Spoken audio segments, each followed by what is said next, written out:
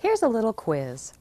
If you're a non-custodial parent who pays child support and you contribute more than 50% of what it costs to raise your child, can you claim that child on your tax return? If you're a non-custodial parent who pays child care directly to a child care provider, can you take the tax credit for child care?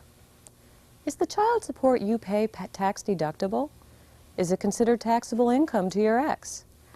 If you answered yes to any of these questions, well, you're wrong. And you'll be glad to know that we're visiting with the tax expert today here on Fathers Are Parents Too.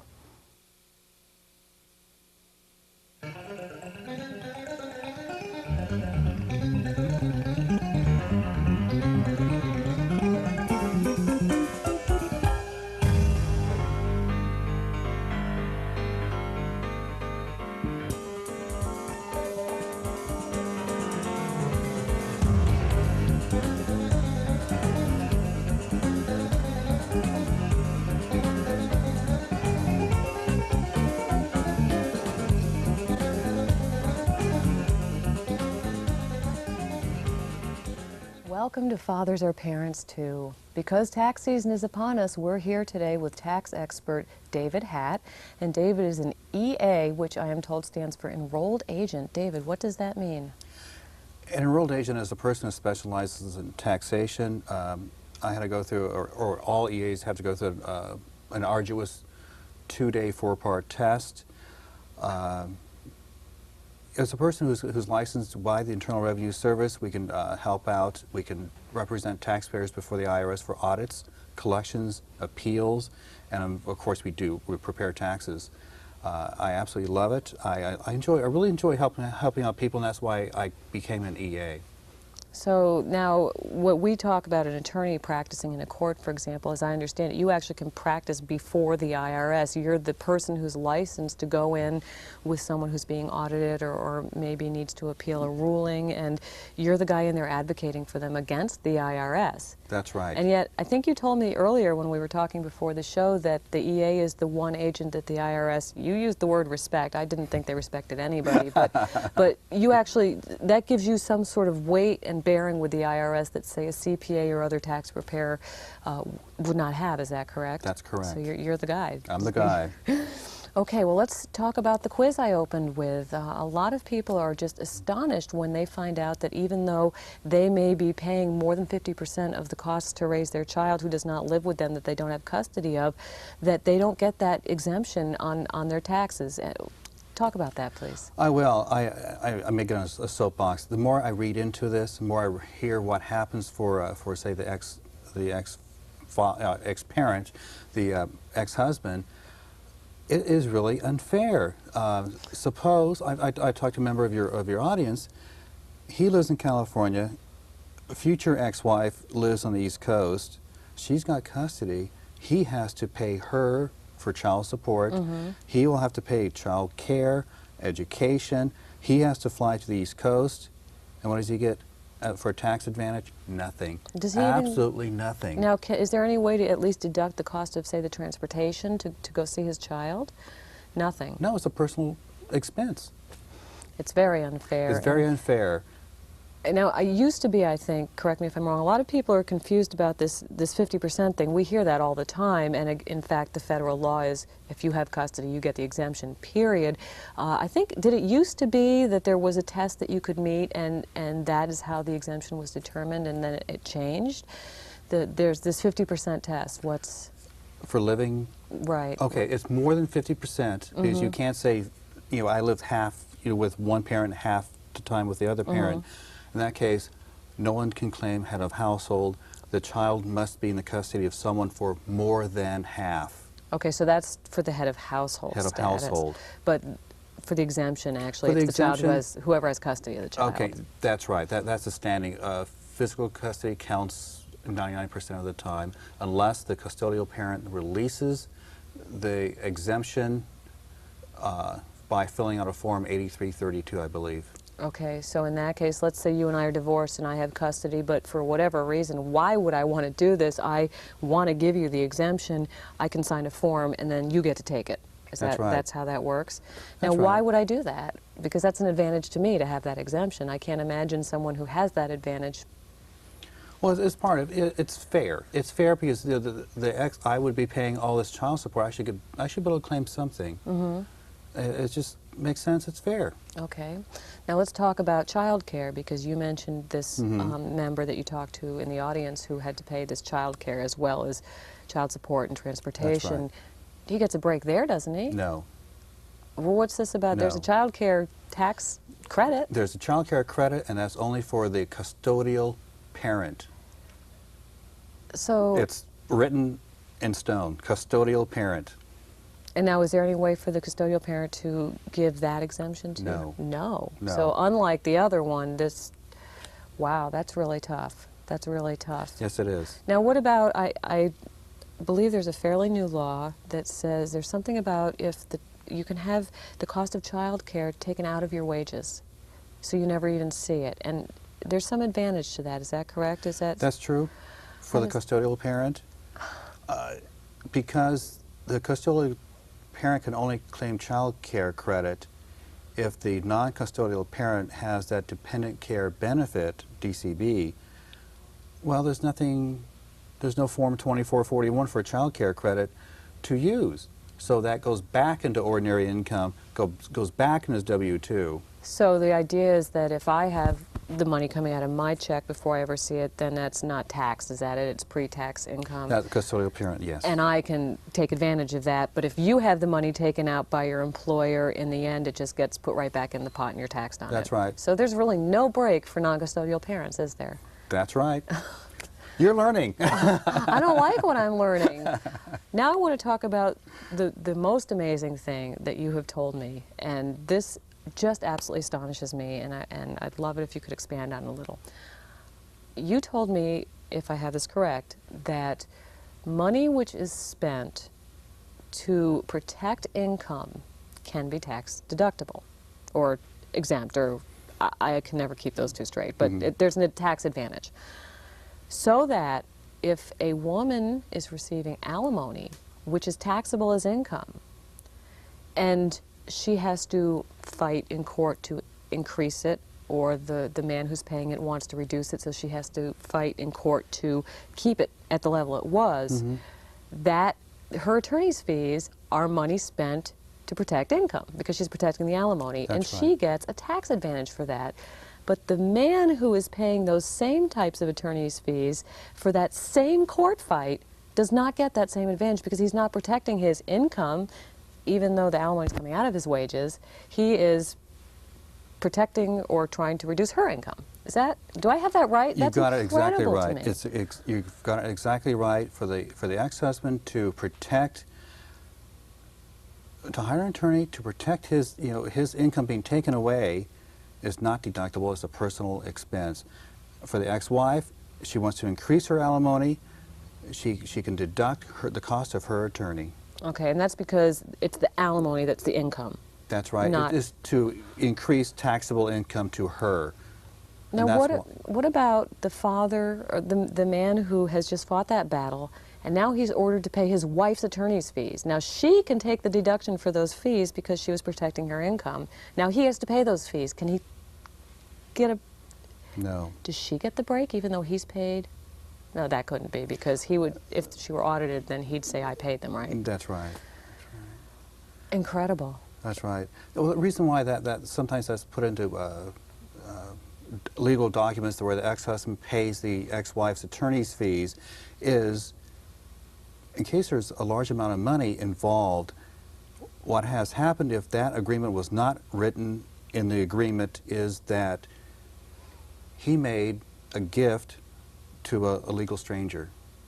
And if it's over $10,000, there's gift tax return involved. So you're telling me that if you and I go to court and you end up being ordered to pay my attorney's fees, but for some reason the order isn't actually written up, so there's not an order saying you have to, but you still do it because you're supposed to, that could be construed as a gift to the lawyer or to the ex-wife? To the ex-wife. Because you've kept her from having to pay them. Well, you made a gift. That's incredible. I made a gift to you of over $10,000. Oh, I'm sure you wanted to do that. I have to give you alimony, and then I have to give you a gift tax. I have to file a gift tax return for your attorney's fees. And yet, if it's in the order that you have to pay the fees, then there's not a gift tax hit, but you still don't get to claim any of that, right? That's right. So all it does is keep you from getting, can I say shafted on national TV? Even more. Is that right? That's right. So what are these guys to do? What can you suggest to guys who are looking ahead? Maybe they're going to be getting divorced. I would say you're suggesting probably don't get divorced, but as they're starting to now look into the next year, is there anything they can do to try to minimize their tax hit, to protect themselves, maybe cultivate a good relationship with their ex-wife to get her to sign over that exemption? But what do you advise these? If someone came in to you for tax planning and said, here's my problem, I'm divorced and I'm paying all these fees and child support, what would you have them do? I can certainly help them out. An attorney can help them out. You know, maybe work out something legally with the ex-wife for a tax advantage. I can say, you know, what is taxable, what isn't. Here's what you can do. But I would definitely hire an attorney. Okay, and we're going to go to break in a minute, but when we come back, I want to follow that up before we go to the audience questions about when you would use a tax attorney versus a tax preparer or an agent. But would then most of what you would do in tax planning with someone in that situation be more about protecting the income they do have? For instance, you know, setting funds in a 401k or whatever. I mean, is that pretty much all someone in that situation can really do to protect themselves, is to protect their income? That's true. Not minimize their tax hit? That's right. And they wonder why people don't like the IRS. What? It's not the IRS, it's Congress. Congress writes these rules. IRS enforces what Congress has written. So the real answer is to really start getting politically active and start knowing who your legislators are and start lobbying them, isn't it? That's right. Okay, now you are in California, so you also then practice before the California taxes? Can you file? I'm federally licensed. I can go to any state and represent a taxpayer before the IRS. Right. But when someone comes to you to have their taxes done, you also do their state taxes, right? Oh, yes. Okay. Yeah. Okay, and is the situation as bleak for fathers in state? Yes. You know, you're turning out to be a very unfun guest. Okay, well, we're going to take a break, and then we're going to come back, and we're going to talk to our studio audience. But first, you're going to let me ask you that question about, what was it? Tax lawyers versus tax preparers. Okay. Okay, thank you. We'll be right back. I'd like to talk to you about divorce. Not what it means to you as a parent, but what it means to your children, coming from someone whose parents are divorced. Some divorced parents feel the need to involve their children in disagreements by putting the other parent down. If you're a parent, step-parent, girlfriend, or boyfriend of someone who is involved in a divorce, please don't involve the children in the issue. It's a terrible feeling for someone to hear negative things about the other parent, no matter how old they are or how true or insignificant you feel the comment is. You also have to know that the effects of trying to cut the other parent out of your children's life are even more devastating. FREE, the Father's Rights and Equality Exchange, is an organization that firmly believes in having both parents in your child's life. For more information, call 1-500-4DADS. I'm lucky in the fact that my mother has never interfered with my father's relationship. In fact, she's always encouraged me to stay involved with him. But coming from someone who's been through a divorce with my parents, I realized that by giving comments to your children that are negative about the other parent, it will only cause them to resent you. My parents may not always agree with each other, but I know I'm glad to have both of them in my life, and your kids will be too. Right, Mom? Right. Welcome back. We're here with tax expert David Hatt. And David, a moment ago, we were talking about when someone would go to a tax lawyer versus someone such as yourself. And is there sort of a rule of thumb for that? Well, I, of course, don't get involved with contracts. You know, I say go see an attorney. That's taxes, me, contracts, attorney. So dealing with the ex-wife, dealing with any legal situation, I'd say go see a wife, go see an attorney. that's where I draw the line. So there are times where someone might have some contractual relationship with someone else that could have a tax impact, and that's the time that they should go see an attorney. That's right. Okay, well, we have some questions from the audience for you. I'd be happy to take them. Well, yes. Last 15 minutes, you've told us how unfair all of this is for dads. And it's Congress that's making these laws, and Congress that either doesn't know or doesn't care that these laws are unfair. I'm pretty tight with my congressman, and I can get him to write. And all of the people out here know who their congressman is, and they can write on the TV. What is it that we can ask them to reform? Give me a laundry list of things that will make the tax law fair for the divorced dad.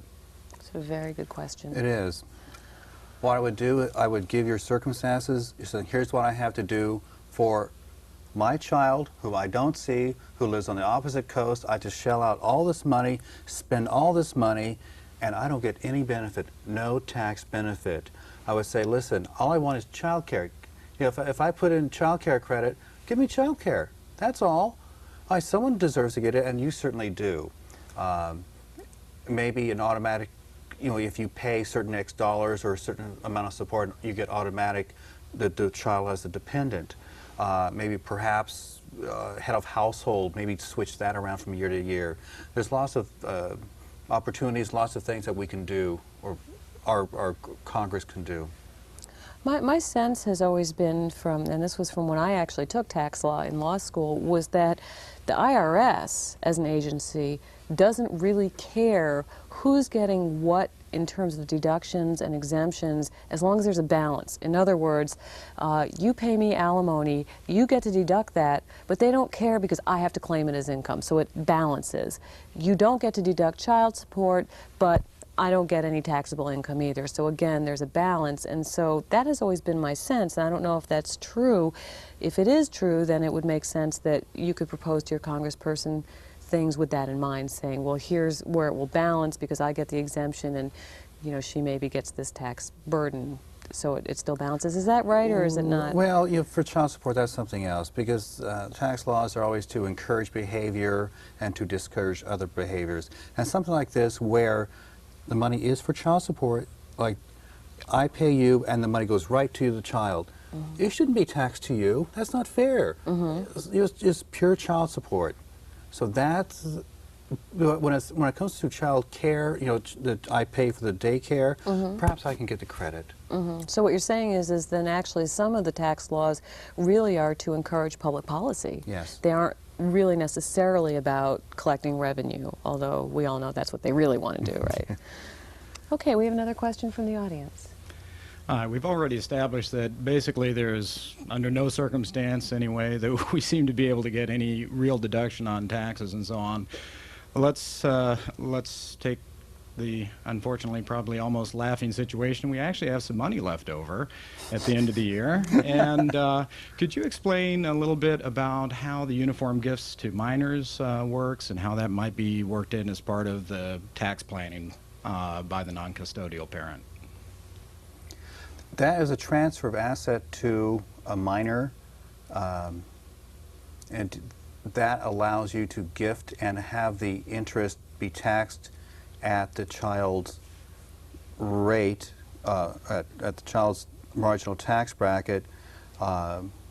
There's kiddie tax involved with this, so be careful about that. But actually, all that is a transfer of wealth, you know, transfer of income-producing property to a minor. And that's a great way to transfer your wealth to your minor for your child to have a future. Now, is there a way to do that? Let's say, as the audience member mentioned, having money left over. So let's say at the end of the year, I'm a non-custodial parent and I have $5,000 of discretionary funds that I want to do something with, and maybe I would put it in a 401k, and let's talk about that in a minute. But it sounds like this question would also apply there. Can I put liquid assets, cash, somewhere as a gift to my minor child, and what's the tax advantage of doing that? Well, the tax advantage is there's no immediate reduction of the donor's taxes, what happens is, it's a great way if you expect mutual funds to increase or to appreciate. If you think the stock is going to appreciate, have the appreciation build up in a child's marginal tax bracket. So you're usually gifting then some sort of investment capital to the child, anticipating that the income produced by it then will be taxed to the child instead of yourself. Yeah, presumably at a lower tax bracket. Okay, so what would you tell me to do with that $5,000 in cash then? Well, if you have 401k, you mentioned that earlier, that a 401k must be used with pre-tax dollars. So you must do planning ahead of year, throughout the year. Perhaps there's employers, lots of things. Cafeteria plans, you maybe have more, have your medical expenses deducted, and then you get reimbursed with pre-tax dollars. That's another great way. That's why I recommend to my clients who are ill. Now, you mentioned earlier on in another context the gift tax. If I gave that $5,000 to my child, is there a gift tax between family members? The gift tax works, how that works is, if I give a gift to anyone other than my spouse, to an individual human being, then there is a gift tax in excess of $10,000 per person per year. So, excuse me, so I can gift $10,000 to anyone, to someone who's on the street, to my daughter, to a son, to my parents. I give them each $10,000, so it doesn't matter how close they are, blood, or a person who I'm not legally blood related, then, my voice is cracking, sorry, then there's a gift tax involved. Okay, and so that's, again, it sounds like you're saying that unless you're talking about some sort of a non-liquid asset, there's really no way to take advantage of the gift to minors clause that will give you any real tax advantage on currently earned income. It's all prospective as to future income. Is that correct? That's correct. Okay. We have one more question from the audience. Yes. Given that the laws are so unfair and there's just so little tax advantage to being a divorced dad, is there any reason for a divorced dad to employ an enrolled agent? And if so, how would one find one throughout the nation? Actually, I want to just jump in and say we had talked earlier about whether we'd let you give your internet email address on the air, and boy, that's one way you can find this guy no matter where you are. Great segue. Send him email. So answer the question, but first tell people how they can reach you on the internet. Okay, I have my email address is davehatt@netcom.com. So that's one word, DAVE. HATT at netcom.com. Okay, so that's your answer, is just send him email, but seriously, how? For California, there's a 1-800-TAX-PRO-5 a person can call. There's also the National Association of Enrolled Agents. There's an 800 number. I don't know what that number is offhand. My name's certainly in the phone book. Look in the phone book under tax professionals, enrolled agents. Anyone can help you with this. And for divorced parent coming to see me, I can help with tax planning, saying, listen, here's the situation, maybe, I can look at it tax-wise. Better than a preparer. I'm better than average bear. Well, and again, it sounds like one of the advantages is that you have credibility with the IRS if there is a problem. What are the sort of typical, if you've run into them, times when a divorced parent might run into a problem? What comes to mind for me is that maybe he thought he was eligible to take the exemption for the child when in fact he wasn't, and so both parents have claimed. That would certainly be one time, I would think. Are there other sorts of kind of real common pitfalls that these people run into that you've seen? Or yes, using the year of separation, who claims head of household, who claims married filing separately, who claims the children as dependents, who claims child care credit. It becomes quite hand-wringing during those times. There are all these emotional issues, and all of a sudden they got this tax situation, and there's extra tax preparation fees involved, and there's, what do we do?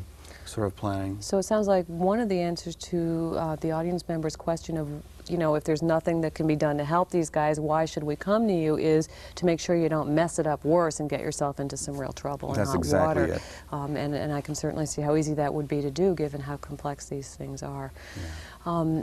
We're going to be ending in a couple of minutes, and I'd like to ask you if there's any sort of overall advice that you would give fathers in this situation that are either contemplating divorce and so they have to start thinking in that way, or are already divorced and are you know, trying to deal with all these tax things. What's the most common thing you find yourself saying, boy, I wish I could say this to these guys? Is there a message you'd like to get out there? There's lots of messages. Well, we only have 2 minutes, so pick your okay, favorite. there's an IRS pub. It's called IRS Pub 504. It deals with divorced or separated parents. Excellent publication to read. It's easy to understand. I would also see an attorney, a divorce attorney. They're quite adept at handling this. Certainly me, I can help you out with the different tax aspects, like saying this, you know, this is, you can't deduct this, but you can, if you do it this way, you can make this a deduction. And there's a big thing about family support. We were talking about this before the show. Before the right. show, and that's a very gray area. So that's, you know, there's something there too. Okay, and then I want to just take 30 seconds to make a comment, and if you can confirm or deny this, but I think you'll confirm it, is one thing that people may not realize is that if you're headed into hot water with the IRS, maybe because of a change in your status, you suddenly find you owe money and you just don't have it. The IRS actually wants to work with people, isn't that right? And you can, I think you can make arrangements with the IRS to set up a payment plan for back taxes or something of those. Yes, you can. It's called an installment arrangement. IRS is very friendly with it as long as you owe under $25,000 and you can repay it within 3 years. Then you can handle everything over the phone. Wow. Yes. And you can do all that for someone, right? I can do all that for someone. You're authorized to do that. Oh yes. Oh yes. I love helping out people. Well, you're It's fun. certainly the guy that we want to have on our side during tax season. David, thank you so much for joining us, and thank you for joining us, and we'll see you next week on Fathers Are Parents Too.